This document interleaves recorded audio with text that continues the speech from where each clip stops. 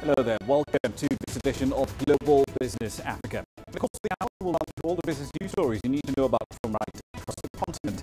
Let's start with the run to the markets for you today. The NSE 20 in Kenya struggling really to get past that 2,900 level. It did close higher today. Of importance as far as banks are concerned, we're that step closer to creating the third largest bank in the country. Shareholders, at least the majority of shareholders in CBA, have essentially agreed to the merger with the NIC Bank. That will create the third largest bank in the country by assets after Equity and KCB. And that should be a fairly interesting development for you. NIC Bank shares are up about 33% so far this year. Here's what's coming out tonight. The world is in mourning after 49 people killed in an act of terror in a mosque in New Zealand. Investigators find a stabilizer in the wreckage of the Ethiopian jet set in an unusual position. And an independent investigation finds Steinhoff overstated profits over several years in a $7.4 billion accounting fraud. Let's begin the bulletin in New Zealand, where police have detained 4 people after mass shootings at 2 mosques in the country killed at least 49 people.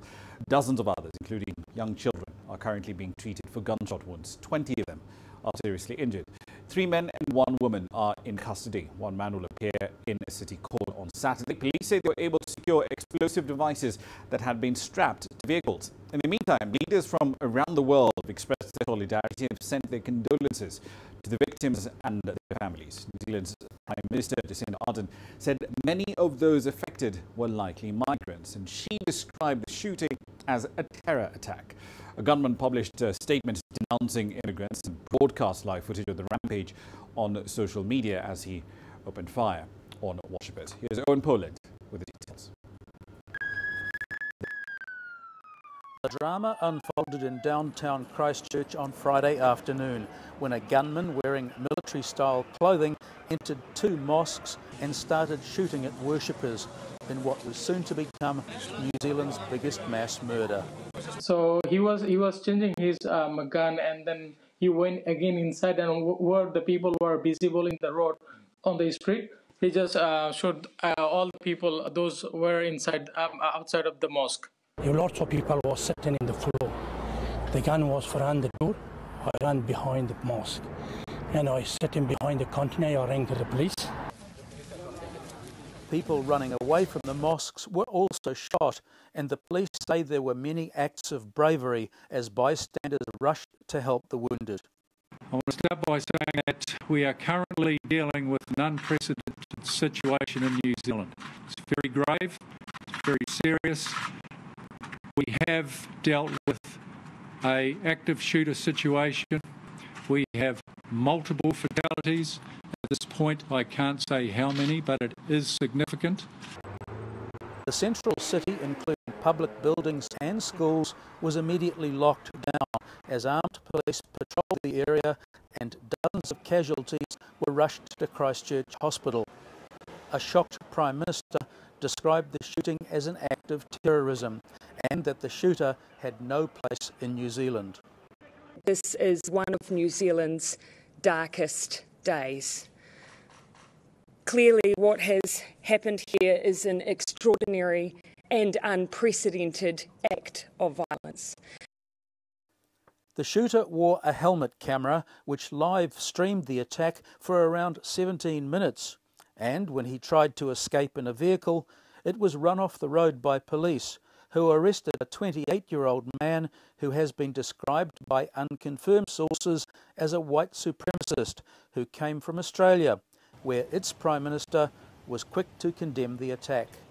And as family members with our New Zealand cousins today, we grieve, we are shocked, we're appalled, we are outraged,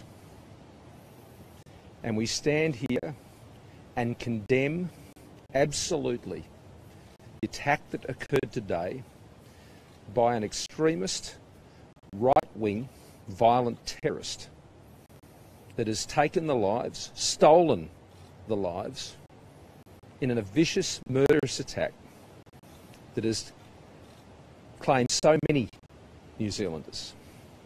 The Bangladeshi cricket team was also in Christchurch at the time, preparing for a test match starting tomorrow. And they got lucky. They were on a bus travelling to one of the mosques when the shooting started, and they were taken elsewhere.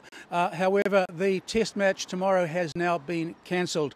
3 other people, including a woman, have also been taken into custody by police. And the national security threat level has been lifted to its highest level as authorities piece together what happened and whether others may be linked to the attack, which the shooter said would prove that even New Zealand wasn't safe. Owen Poland, CGTN, Auckland.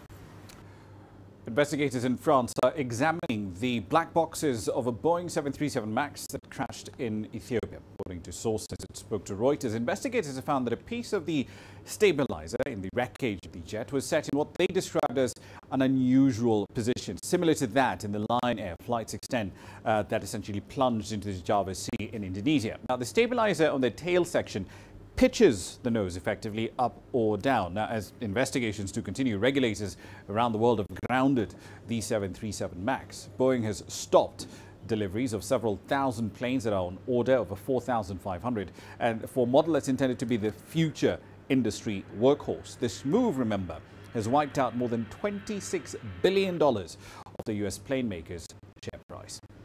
CGTN's Paris correspondent Oliver Whitfield-Muirchurch explains now how this investigation will unfold.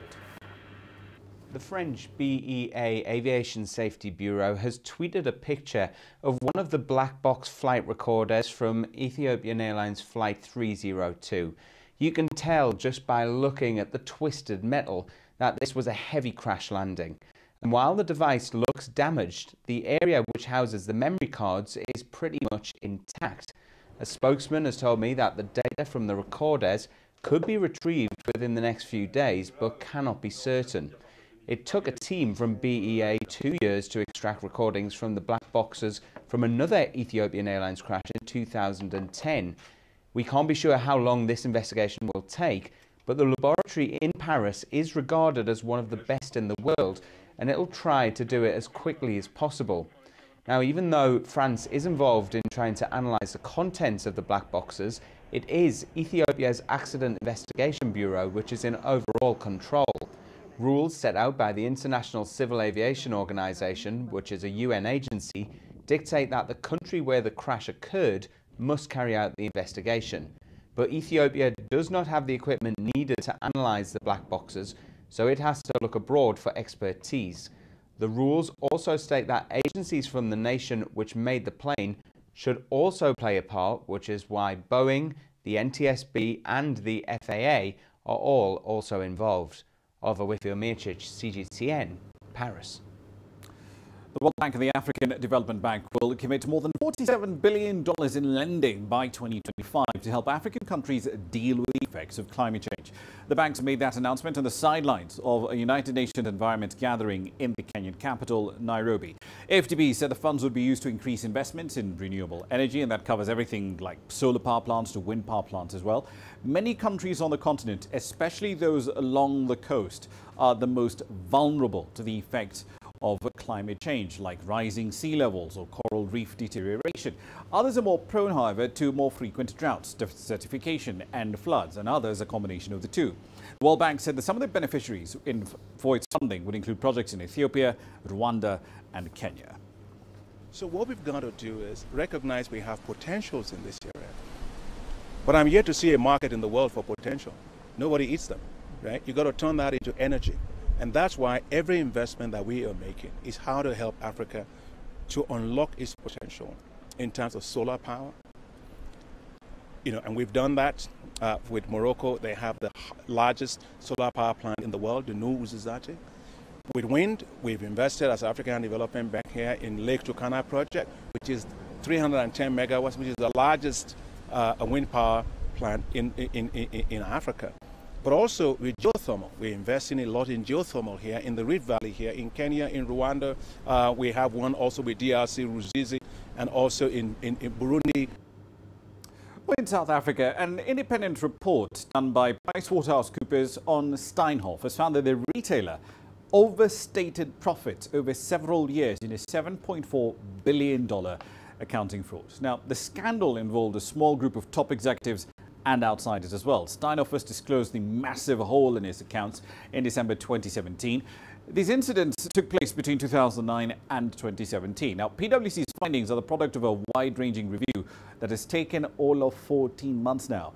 A large team of PwC professionals was engaged in investigations in South Africa and other relevant jurisdictions as well. The summary of that report did not identify any of the executives involved, and it said that the former CEO, Marcus Euster, has not yet made himself available for an interview with the investigators.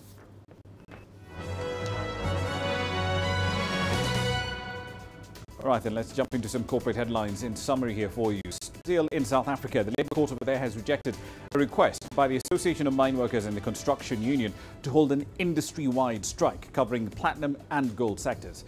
AMCO, as you might recall, has been on strike at Sibanye-Stillwater's gold operations since mid-November in a pay dispute. Anglo American's Platinum's chief executive, Chris Griffith, welcomed the decision from the courts.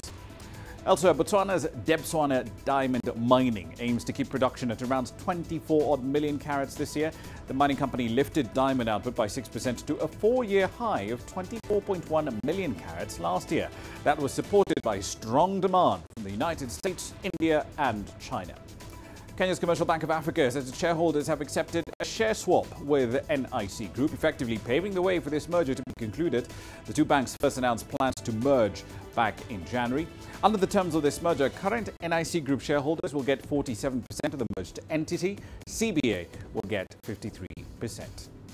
The social media giant Facebook has restored service to its main app, among others, of course, across the world. You will recall there was a gigantic outage that frustrated users across the globe on Thursday for some 24 hours.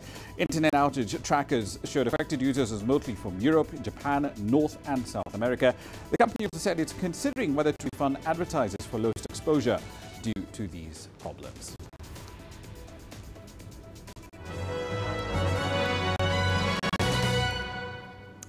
It's time for a short break. You're watching Global Business Africa. Here's what's coming up next.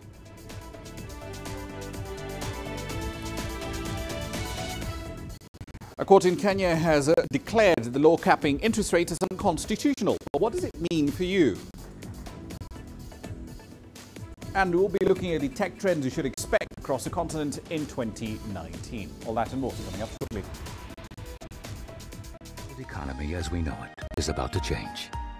Global business reports highlight emerging markets, developing countries, and dynamic sectors worldwide. We feature top analysts and newsmakers to provide perspectives on every facet of business. From an on-the-ground perspective, we provide you with balanced and objective assessments. Fast, sharp, and insightful. Global Business. Only on CGTN.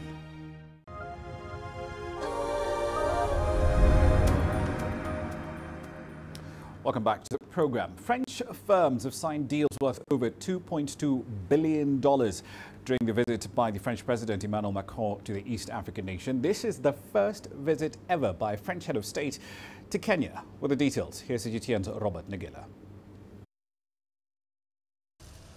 From the moment Emmanuel Macron jetted into Nairobi, the first ever visit by a French president, trade and investment were high on the agenda. What we want to do is to be part of your new growth agenda.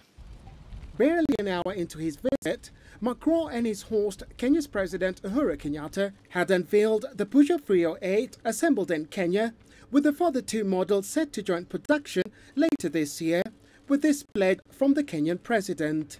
All government entities will, as I have said before, be expected to buy and use locally assembled vehicles and spare parts for all official government use.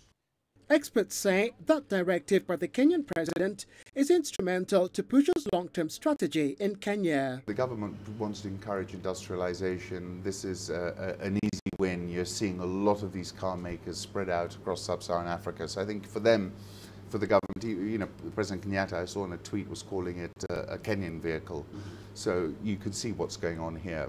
Among the deals signed on Thursday by French companies were a 30-year concession by Vinci worth €1.6 billion to construct and operate a 180-kilometre four-lane dual carriageway, a €70 million contract by renewables firm Volatalia for a solar power plant, a €200 million deal by an Airbus-led consortium and maritime surveillance, and the construction of a 20-kilometre commuter rail line linking the capital Nairobi and the main international airport, among others.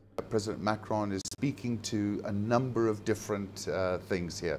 Firstly, don't want to be boxed into Francophone Africa. They're prepared to look outside that. If you look at the numbers, they're probably the sixth biggest investor in the Kenyan economy. Lots of investments which people might not think about. When you consolidate them, they're pretty serious. France is Kenya's third largest bilateral lender with $612 million in 2018.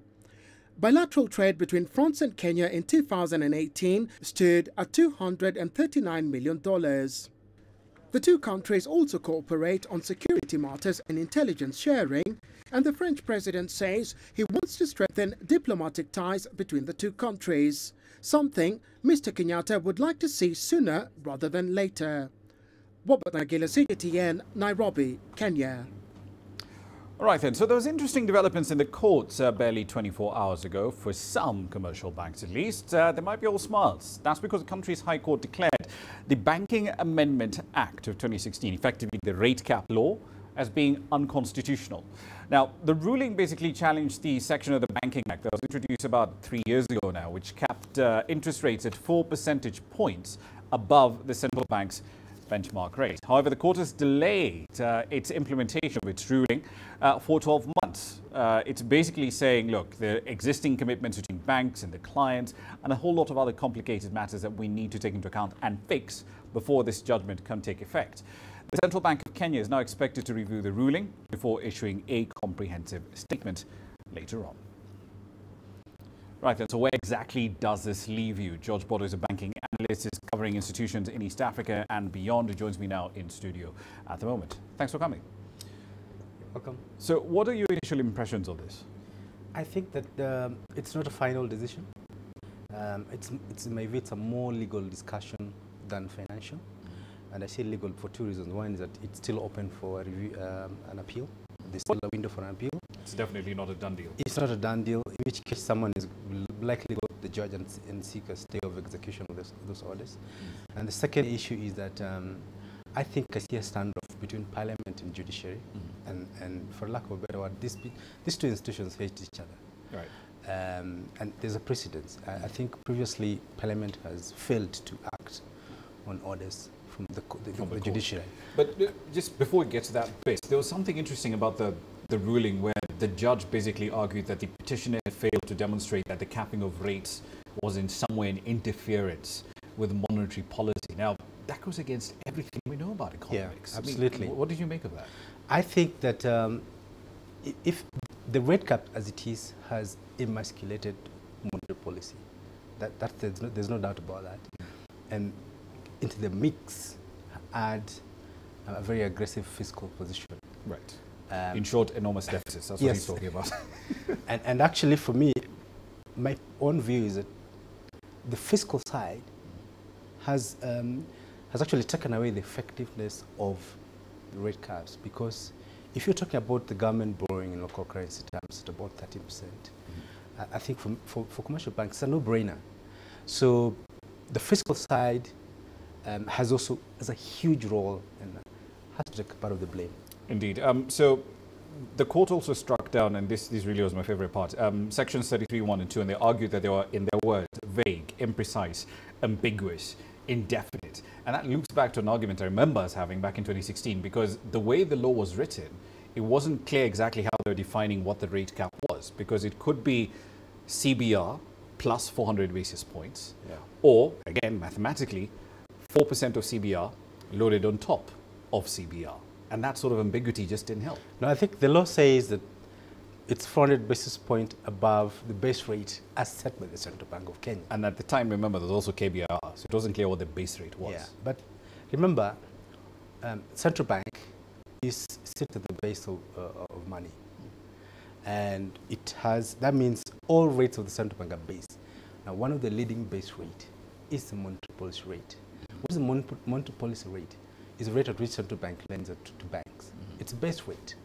So in my view, if you could argue it in so many ways, but I think that, well, I argued a while back that they ought to have set another benchmark for these purposes of the implementation of this act. But when I look back, I still hold the same view that they should have set up another base rate. But why not, for argument's sake, because we're jumping into monetary policy now, why not just link it to 182-day T-bills? The rolling average of that over, say, 6 months. Well, 182 T-bill is not a base rate. But it is a rate, it's a more effective rate at which people it's borrow baked money. Well, it's baked with certain market aspects. So you could say that it's also baked with some premium. Oh, yeah, pretty much. But it's a more accurate reflection of what money actually costs. Well, remember that the central bank's base rates are basically signal rates. They're not the actual rates at which the market actually transacts. So most of the base rates are signal. In actual sense, if any commercial bank is distressed and goes over the window, they will be lent at the CBR. That's the base rate. So I'm just trying to dispute the fact that a T-bill rate could actually be used. No, it's not, because a T-bill is built with certain market risk premiums. Yeah. Right. So ultimately, as you pointed out, this doesn't solve the underlying problem, because private sector credit growth 2018 was around 3.something%, which was absolutely it was above 5%, average 5%. Well, yeah, give or take. Well, 2017 it was 3%, so you could say there's an improvement. It's still dismal. I mean, we've been, what, 20% for the better part of before. We were 20% actually. Yeah, so which is way, way higher. Yeah. But at the same time, the position that legislators hold hasn't changed. And the position that Treasury and the central bank hold hasn't changed either. So within this 12-month window that the court has provided, can we actually solve this thing? Because these two sides are in two different galaxies. I think, based on the precedent, I think I'm seeing the two, actually there are three sides to it. You have the judiciary now, you have the parliament, you have the policy makers, the fiscal and monetary policy makers. So now you have a tripartite situation. I think I'm still seeing a standoff. Parliament are going to say, you're not budging. It is what it is. And the two policy makers are going to hold their position. Actually, but I have to caution the policy makers, because when the news came out yesterday, the central bank seemed to take a victory lap, even the way they were very aggressive in their tweets. I think they have to be careful in the way they handle this. They should not be seen as lobbying on behalf of banks. But I mean, what's the difference? It's a very thin line, though, between being seen as lobbying on behalf of banks and doing your job, essentially advocating for proper economic policies, which is what CBK is doing. That's my point. My point is that they need to say that as a fiscal advisor to the government, they play a very big role. They're the fiscal and economic advisor to the government. They're the fiscal agent. They need to say, they need to actually advise government that your fiscal position is too aggressive. Actually, in the current scenario, if you haven't noticed, we're in a fiscal domination period where basically all monetary policy actions have to take into account the debt position. So they are also held hostage. I think they need to say, look, if you want this thing to work, you need to tone down on your fiscal side, on the fiscal aggression. And this would, I think that's a more position they need to take. And also that they need to have to say that, look, could you push this SME guarantee scheme, push it forward, escalate it. I think those are the kind of policy items they need to be talking about. All right, we'll leave it there for the time being. George Bodo, banking analyst. Thanks. Thank you very much. Right then, so away from banking matters in East Africa, let's go north. The Egyptian President Abdel Fattah al-Sisi has appointed a military general, Kamal al-Wazir, as the country's new transport ministry. Kamal replaces his predecessor, Hisham Arafat, who resigned last month following a deadly train crash that killed and wounded dozens in Cairo's main train station. Here's CGTN's Yasser Kim with the latest. The latest tragic accident that killed over 25 people in Cairo has triggered the development process into action. This week, Egyptian President Abdel Fattah al-Sisi announced a plan to overhaul the railway system in the country. We have contracted the development of 290 railway carriages and will buy 1,300 new carriages and 200 railway tractors. We will upgrade 81 tractors and will purchase 6 full air-conditioned luxury trains. All this will be delivered in the next year and a half. This will go hand in hand with the upgrade of all other segments of this sector. It will be delivered with the highest quality. The president chose a powerful military man, General Kamil El-Wazir, to oversee the revamp of the rundown railway sector. He is up to the responsibility. The railway sector needs extensive work on improving the trains, machinery, carriages, and even the drivers themselves. They must be closely monitored to avoid any mistakes again. Being from the military, he is very strict, well organized and serious at work. He visited all locations on the first day to show he will not waste time. Railway accidents have been a common theme of the last few decades. Experts say the challenges are huge for the incoming minister, Kamil El-Wazir. 3 ministers of transportation in the last 5 years have all lost their jobs because of tragic railway accidents.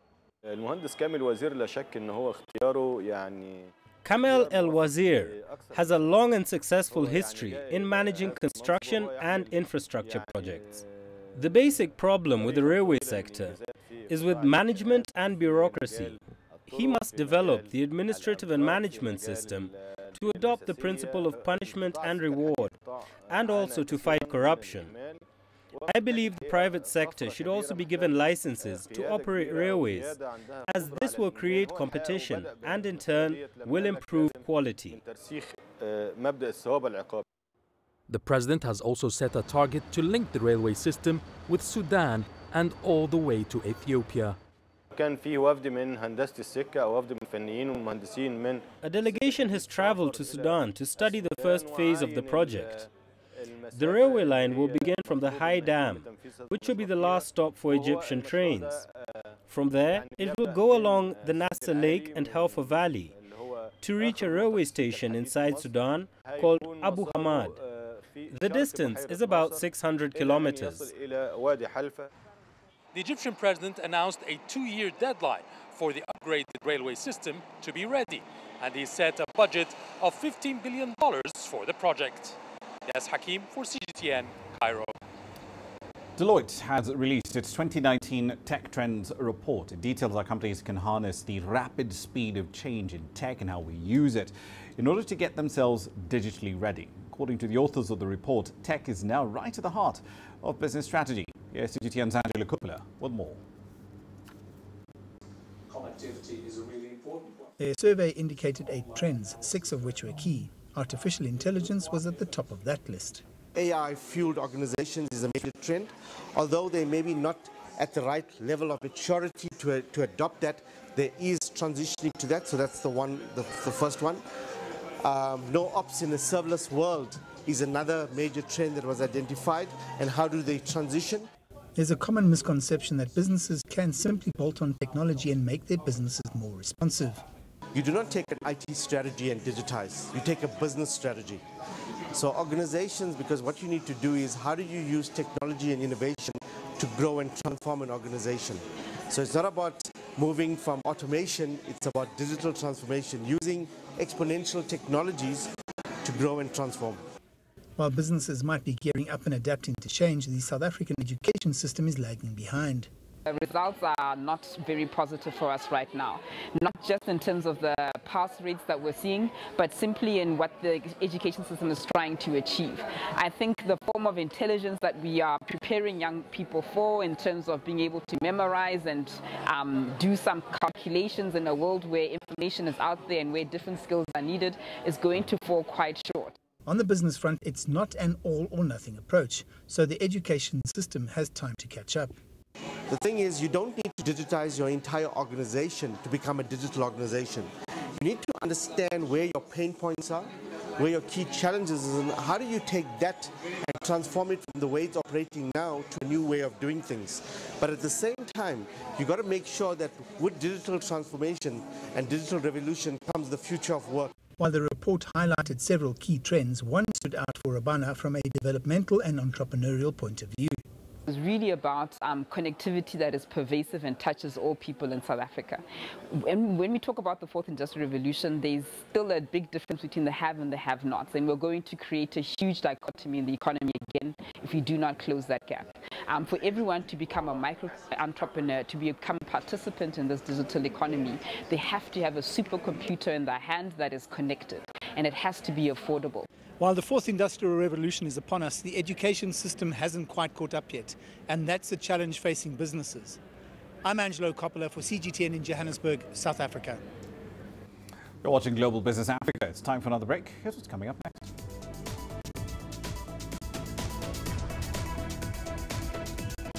China passes a new foreign investment law. And internet addiction is real. We'll take a look at how the United States is trying to manage it.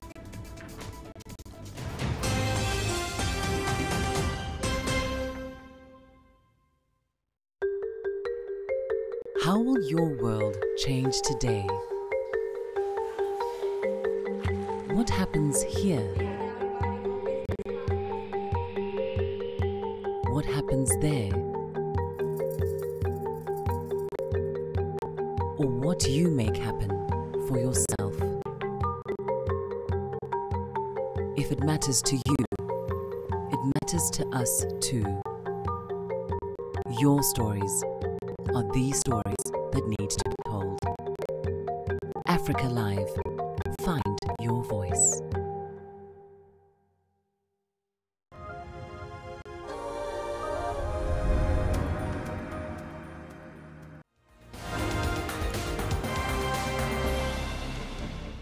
Welcome back to the program. Let's look at the stories making your headlines at this hour.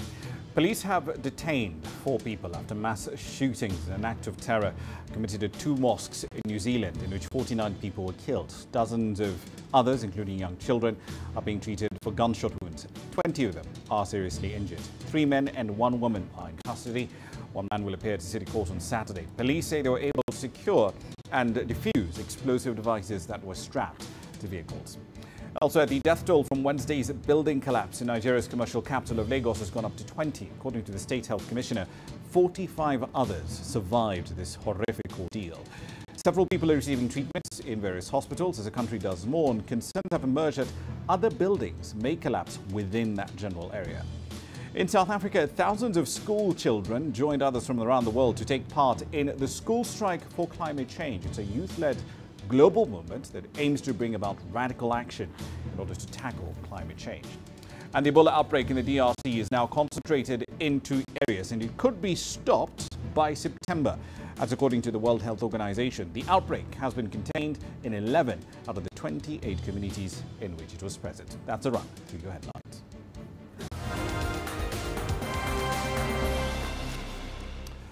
On to China now. Lawmakers over there have concluded the second session of the 13th National People's Congress in the capital, Beijing. During this 10-day event, top legislators adopted China's first unified foreign investment law. It's aimed at providing a much stronger protection and a better business environment and a much more level playing field between foreign companies and domestic ones.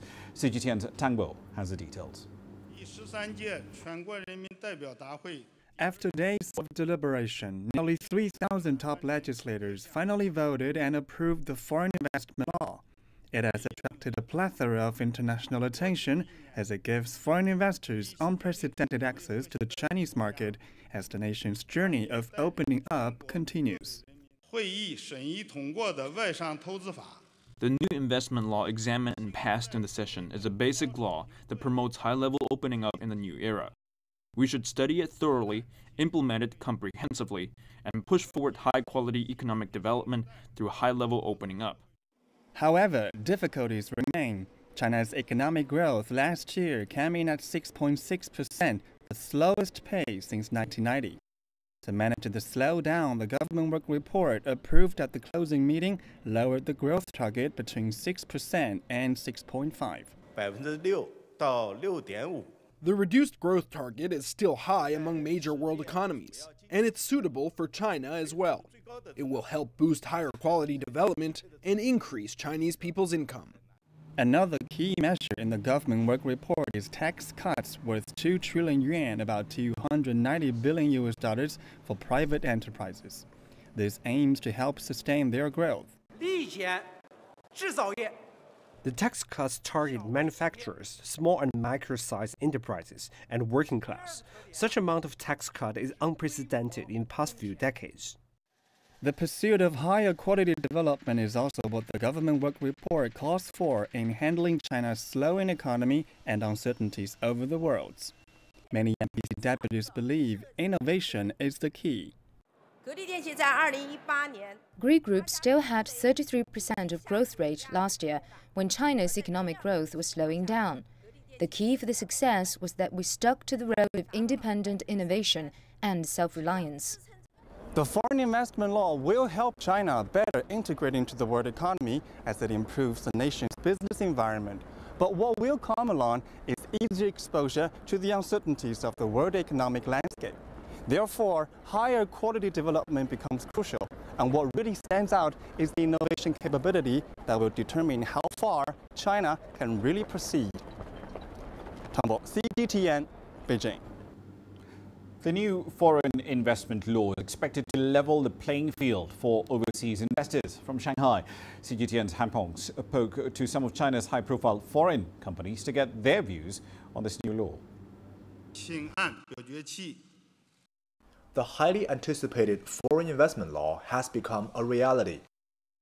It bans forced technological transfer, vows equal treatment for foreign investors, and protects intellectual property rights. By not forcing technology transfer, or not even having the perception that there's a forced technology transfer, will lead to much greater openness.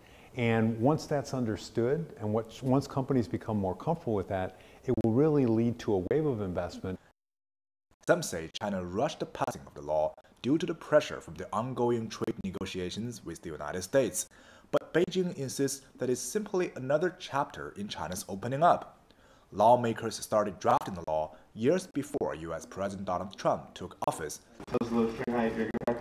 And last year, Shanghai witnessed the opening of the first foreign car factory independently owned by a foreign investor. Gigafactory Shanghai will be the first Tesla Gigafactory outside of the United States. In the past, China required foreign auto factories to enter the country by setting up a joint venture with the domestic car brand, causing suspicions of forced tech transfer. The opening up policies have been a steady movement towards opening, and we feel very optimistic about the long-term future. Some foreign investors say the newly passed law makes Beijing's message clearer to investors around the world. But others say a few clauses of the law still lack specific details of how companies can utilize it to protect their rights. The law is written in a way which gives a lot of promises and hopes. And of course, many companies hope that the implementation is in a way they see it at the moment. Titus Bongard has lived and worked in Shanghai for over 20 years. He witnessed the rise of the city's skylines from literally nothing in the 1990s. With things moving so quickly, he says the Chinese government should not take all the blame when foreign investors complain about having a difficult time in China. The happy times are over in many industries. So in the past, when foreign investors came to China, they encountered certain industries where they were without competition. But today, for many companies, they face the domestic competition, where you also have local players who are catching up. The approval of the foreign investment law is a welcome move, but many foreign companies operating in China, some still have concerns, leaving more room for China to further open up. Han Peng, CGTN, Shanghai. The American automotive company, Tesla, has unveiled its latest addition to its range, the Model Y compact SUV. The most affordable version will have a base price of about $39,000, expect a range of 368 kilometers. But if you want one, you're going to have to wait at least until 2021. The firm will first be selling the more expensive versions of the Model Y, with prices ranging from $47,000 to $69,000 or $60,000 with all the options loaded up. It's set to be available in 4 configurations. One of those will actually seat 7 passengers with the optional third row. The all-electric car will hit markets at the start of next year. It has the functionality of an SUV, but it will ride like a sports car. So this thing will be really tight in corners. And we expect it will be the safest mid-sized SUV in the world by far. The basically long-range one we expect to be about $47,000, and then sometime in 2021 we'll have the sort of standard version, which will have a $39,000 price point. The House of Commons has voted to delay the United Kingdom's departure from the European Union. Originally, that was scheduled for the 29th of March. Now, nearly 3 years have passed since the country voted to leave the European Union, and lawmakers conceded that the Brexit deadline was now, for their purposes at least, unrealistic. Here's CGTN's Richard Bestick reporting on what has been one hell of a week for Brexit. The vote means it's unlikely the UK will now leave the European Union by the end of the month, but not impossible. Members of Parliament voted overwhelmingly for a 3-month extension to the Brexit deadline, but that might prove insufficient. UK Prime Minister Theresa May is to bring back her twice-defeated Brexit deal to Parliament next week. If it fails yet again, she'll need even more time, possibly up to 21 months, to reappraise the whole deal, in the words of her finance minister. Just kicking the can down the road doesn't help anybody and probably won't be acceptable to the European Union. So we need to focus relentlessly as a House of Commons on how we are going to come together around a way forward. The final decision rests with European Union leaders who will give their verdict at a summit in Brussels next week. Speaking in Romania, the EU's chief Brexit negotiator said they'd want to hear what Britain wants, not what it doesn't want. In order to go further, we do not need a negative vote against the withdrawal agreement or against a no deal. We need a positive and constructive vote. The mood music around the British Parliament reflects growing frustration with Britain's political leaders.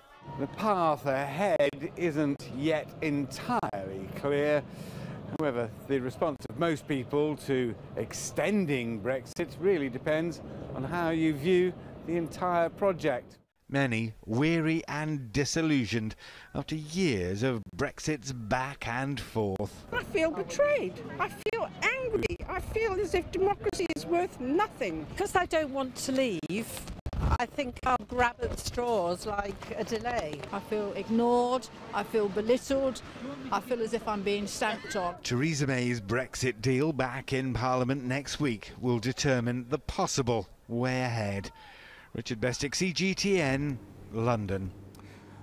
For many, it's a constant companion. It's usually the first thing you turn on in the morning and often the last thing you see at night. In an era of smartphones and tablets, access to digital media is just literally a click away. Last year, the WHO added gaming disorders to its list of diseases. And these days, therapists are increasingly dealing with internet addiction. Here's CGTN's Hendrik Siprandi with more. It's Friday night in Lakewood, Colorado, and electronic sports enthusiasts do battle on screen and with each other. Esports is exploding. It's growing hand over fist. Says James Love with local host Arena, which opened up here in December. Got him. I'm stuck in the ground, though. Practice has paid off for Jeremiah Allen. Dude, the game glitched. Whose talent for playing the video game Fortnite is encouraged by You're amazing. His dad. He's putting in anywhere from 2 to 5 hours a day. Pausing at the top here. That was Forrest Barnes, a recovering YouTube video and video game addict who now sits on the other end of the stimulation spectrum. I was in a pretty steep nosedive. Barnes's YouTube fixation. I actually was watching at double speed even, so I effectively consumed about 190 hours of YouTube content in a single week. Started costing him, he says, in his studies and in life. It eventually came to a head last semester when I almost failed basically every course I was taking, and I decided I couldn't do it anymore. Barnes came to a place called the Digital Media Treatment and Education Center, which specializes in treating people with digital addiction. The center says its research shows up to 18% of young adults and nearly 10% of adolescents fall into that category. It's absolutely an under-recognized problem, and it's an overlooked problem. Tracy Markle, the center's co-founder, argues screen overuse can be quite damaging. Not performing well at work, potentially losing a job, not having effective self-care. Not to mention not connecting well with others. The center employs coaching and support groups as part of its treatment. We approach it through the lens of harm reduction and through the lens of abstinence. In our busy days, So we get creative with every client that we have to figure out what plan will be most effective for them. Markle says while Europe and China have long dealt with a digital addiction issue, the U.S. still lags behind in this area. I'm out. Love insists esports is often a force for good. His company runs summer camps for gamers to help them become more well-rounded individuals. We teach better communication, not rage quitting. And how to lose gracefully and how to win with dignity. Barnes has gone YouTube and gaming free for several months now. Initially, it was very tough. The trajectory is only up from here as far as I can tell. It's up to each person to recognize and fix their screen addiction, he says, and ensure that it doesn't dominate their lives. Hendrik Sabrandi, CGTN, Denver. All right, then, quick run through commodity prices here for you tonight. So oil prices basically holding steady around the 66-ish mark. OPEC and their allies, of course, are meeting this weekend in Baku in Azerbaijan. But one other thing to keep on your radar. Remember the exemptions that importers of oil from Iran got about 6 months ago? The question the market is asking now is, will those exemptions continue? And if so, for how long? Whatever the answer is, it'll have an effect on that price. Here's what's coming up next.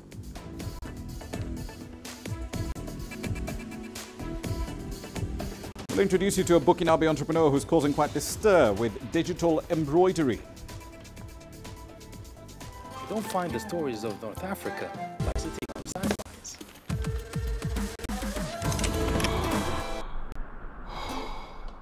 No one else will take you where we can in North Africa. And no one else will show you what it's all about. CGTN, see the difference.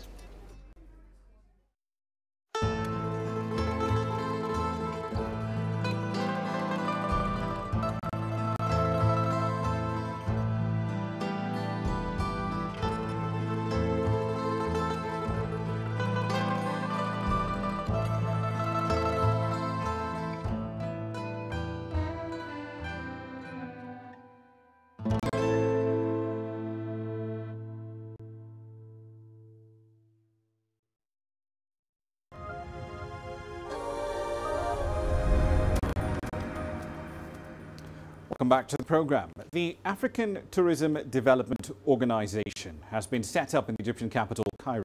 It aims at building infrastructure and offering a lot more expertise to develop the tourism sector across a range of countries. The organization will also work on a strategy to ease travel between nations on the continent in order to promote tourism in Africa. CGTN's Yasser Kib has more.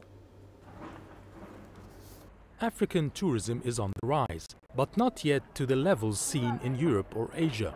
Ironically, intra-African tourism is lower compared with visitors coming from outside the continent. There are challenges that hinder the development of tourism here. For example, airline flights don't reach all the capitals of African countries, and roads between states are still in poor conditions, and the railway system doesn't link many countries together. There's a lot of work needed on infrastructure.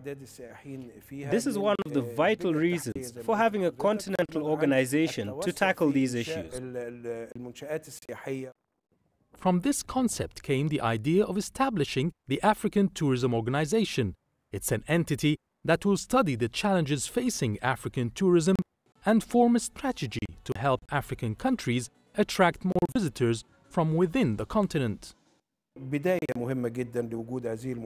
It's very important to have such an institution to coordinate between African states and present Africa to the rest of the world in a professional manner, like the Arab Tourism Organization.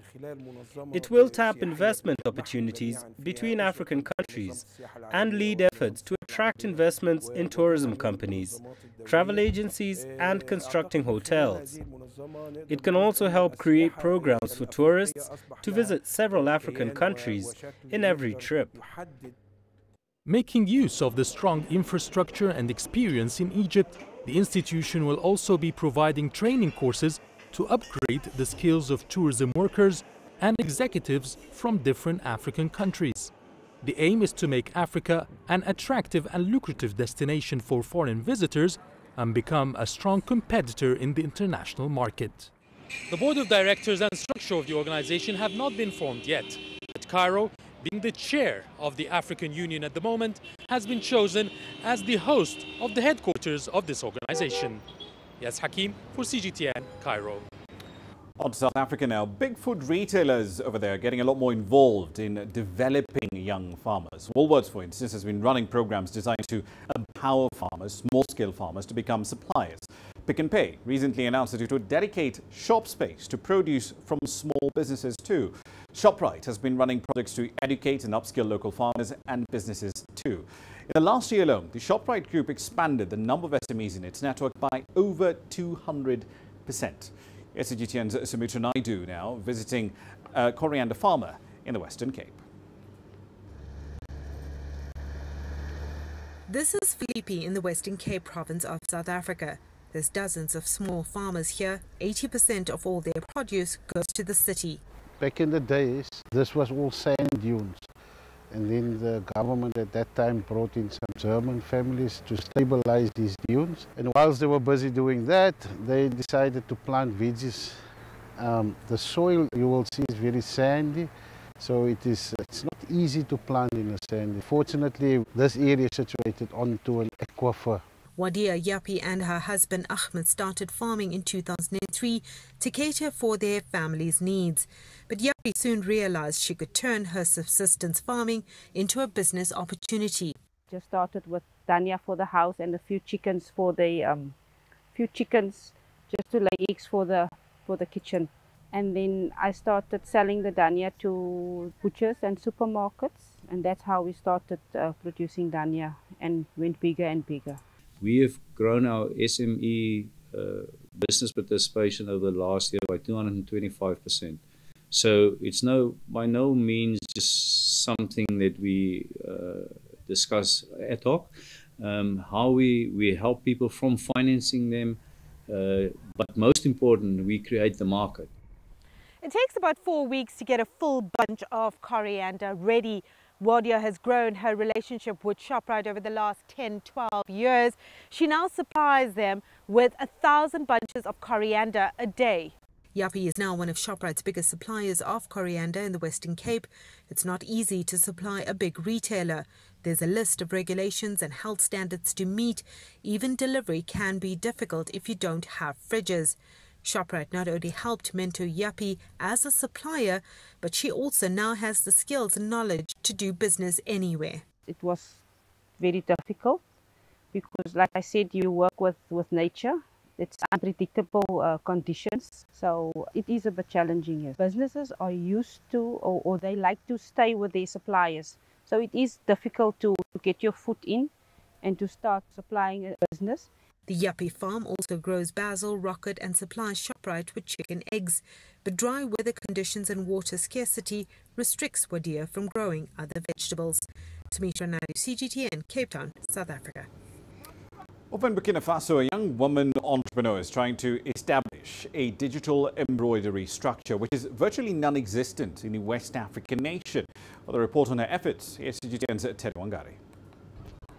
With only one digital embroidery machine at her disposal at the moment, Aminata Sinka embroiders gadgets, baby gift sets, t-shirts, blouses, bags or even sheets for businesses or individuals.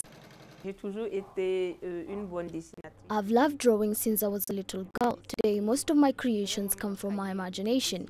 Often these are things I see in nature or even on the internet. I also take inspiration from my predecessors in order to improve and bring a personal touch to make sure that my creations are unique. To customize items, she draws by hand using a drawing software and an embroidery software. I'm responsible for the procurement of a local company. This morning, I'm here to customize our work clothes. I've already started with 5 shirts and I'm very satisfied. So we come back with 18 more. This is a professional job. Thanks to this initiative, Aminata was selected as the winner of the 2018 edition of the Burkina Startup Program. Since then, she has become a model of entrepreneurship success in her country. I fight today to help reduce female unemployment in my country so that women too can be financially self-sufficient. This, I believe, will allow them to participate in the development of their community. As of now, Aminata is the only reference in digital embroidery in Burkina Faso. She is currently looking for a partnership to expand her business and increase production. Terry Wangari, CGTN. And finally, if you happen to be a cat person, this story is for you. Once a month, about a dozen people get together and stretch and strengthen their muscles in a room filled with cats. Brooklyn's Cat Cafe opened in 2016 and it's operated entirely by animal rescue volunteers. The class instructor, J.C. Collins' class, offers a mixture of exercises from different disciplines, yoga, Pilates, other regimens as well. Some of the cats are fairly curious and they play around with the participants. Others, well, cats being cats, they'll probably just ignore you. While cat cafes, though, the idea isn't new, but they're turning out to be a fairly popular way for people to interact with cats that are in need of a permanent home. Since the cafe opened, volunteers say more than 1,000 cats have been adopted through this process. Right there, so a quick run through the currencies here for you. Not much movement in the currencies that we track, at least not in this particular week of the month, but there's some that we'll definitely keep a very close eye on with regard to what will happen moving forward in the next couple of weeks. 100.33 is a relevant number for the Kenyan shilling. Some fairly interesting developments on the debt auction side. But of course, over the next 12 months, the question for the bank stocks is, will they still be shoveling money into government securities as opposed to lending into the real economy, given the fact that the rate caps might actually be on their way out? We'll find out and update you. That's it for tonight's edition of Global Business Africa. As always, we'd like to hear your thoughts on the content that you've seen on the program. There's several ways of getting your thoughts back to us. All of them are on your screens right now.